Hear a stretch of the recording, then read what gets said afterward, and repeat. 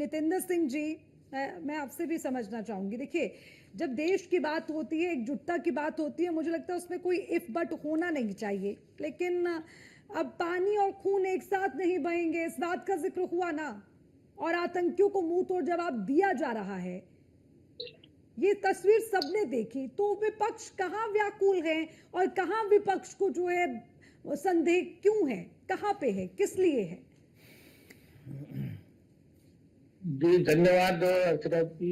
Yes, विपक्ष को कायदे से तो आपकी बात मान लेनी चाहिए। भारतीय जनता पार्टी के साथ गांधी जी के 3 मंदिरों के तरीके मुंह में उंगली लगाकर बैठना चाहिए, कान कर लेना चाहिए और आंख भी बंद कर लेनी चाहिए। ना विपक्ष कुछ देखे, ना कुछ बोले और ना कुछ सुने। जो मोदी जी कहें उस पर ताली लगाए, तभी सही मायने में देश की सेना का और भारत की सरकार का समर्थन माना जाएगा। क्योंकि जिस तरीके से अगर कुछ भी पूछेगा विपक्ष, कुछ भी सवाल करेगा, तो इस तरीके से घबराहट भारतीय जनता पार्टी के अंदर हो जाती है। सरकार के नेताओं के प्रति इतनी उनके मन में इतनी घबराहट हो जाती है, पता नहीं ऐसा क्या कह दिया। अरे भाई, और मोदी जी इस पर बोलते बोलते इस स्तर तक उतर आए कि अब उनकी रंगों में खून की जगह गरम सिंदूर बहने लगा है। अब ये तो बचकानी जैसी और जैसे लगता है कि विकृत मानसिकता जैसी बातचीत होने लगी है।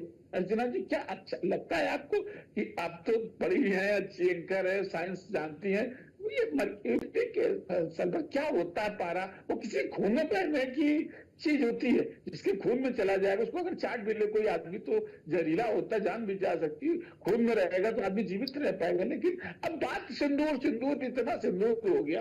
अरे 3 सवाल पूछे जाने हैं कि भाई ठीक है, आपने बहुत बड़ा काम किया, आपने उन आतंकवादियों को मुंहतोड़ जवाब दिया। सिर्फ एक ही सवाल तो है कि जिनका आप इतना महिमा मंडन कर रहे हैं, सिंदूर, तो सिंदूर जिन लोगों ने गुजारा वो कहां है, वो कौन है, उनका क्या हुआ?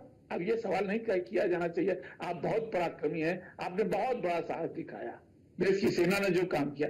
आज के भाषण पर मुझे सिर्फ 3 सूत्र जो आपने बताए और मोदी जी की बाइट सुनाई, उसमें अगर हमला हुआ तो, अगर हमला हुआ तो क्या मतलब है? एक और नए एप्लीकेंट तैयार करेंगे हम लोग, तब जवाब देंगे।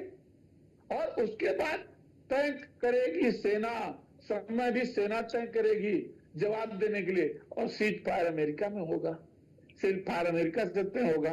क्या बचकानी बात है? परमाणु बम की इधर धमकी से हम नहीं डरेंगे। अरे क्यों डरोगे? भारत कभी डरता रहा है क्या? इससे पहले भारत के पास भी परमाणु बम है।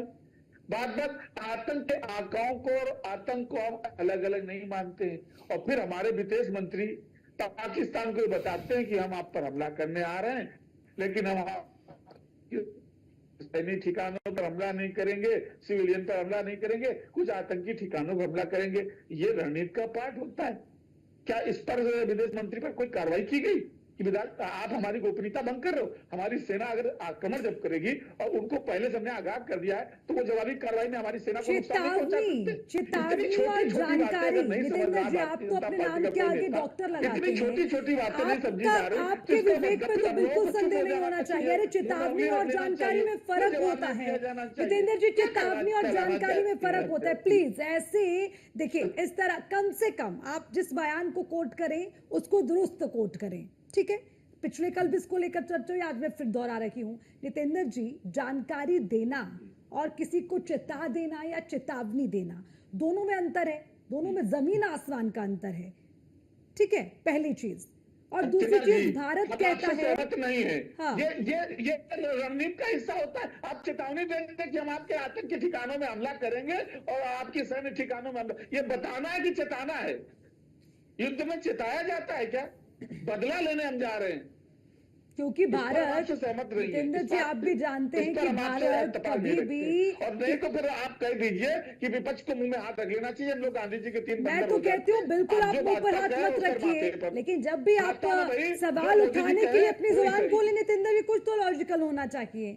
अब अगर आप ये सवाल पूछेंगे कि कितने हमारे एयरक्राफ्ट गिर गए, कितने मारे गए, अरे कम से कम आप ये तो देखिए कि सवाल क्या पूछना है। मतलब सिर्फ आप राजनीति करने के लिए विपक्ष की भूमिका निभाने के लिए कुछ भी पूछेंगे जिससे आपकी सेना पर सवाल, आप सेना को कटघरे में खड़ा कर देंगे या आप अपने भारत की एकजुटता को कटघरे में खड़ा कर देंगे और पाकिस्तान में बन जाएंगे हीरो नंबर 1। धीरे बोलिए अर्चना, धीरे बोलिए। ये समाजवादी पार्टी का सवाल नहीं है, ये सवाल समाजवादी पार्टी का नहीं है। विपक्ष की बात कर रही हूँ, समाजवादी पार्टी विपक्ष की बात कर रही हूँ मैं।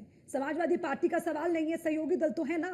आप खंडन तो करेंगे ना इस बात का, गलत को गलत नहीं बोलेंगे नितेंद्र जी। मैं आप पे नहीं आरोप दाग रही हूँ, मैं कह रही हूँ अगर विपक्ष सवाल पूछता है गलत को, अरे मैंने तो कह खंडन करेंगे आप। गलत तो क्या बोलेंगे, खाता ना भाई जो मोदी जी के वही सही, कुछ करके दिखाओ। आपकी गाड़ी वहीं अटक जाती है।